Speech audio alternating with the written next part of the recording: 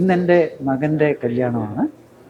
അതിൽ നമ്മൾ ഫോട്ടോഗ്രാഫി കുറേ പേരെടുത്ത് അന്വേഷിച്ചു. എന്നിട്ട് നമുക്ക് കിട്ടിയത്, കുറേ പേരെടുത്ത് ഡിസ്കസ് ചെയ്തിട്ട് വന്നത് സൂര്യ ആണ്.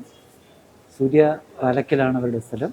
അവരെൻ്റെ മകളുടെ ഫോട്ടോഗ്രാഫിയും അവരാണ് ചെയ്തത്. നല്ല രീതിയിൽ കവർ ചെയ്തു.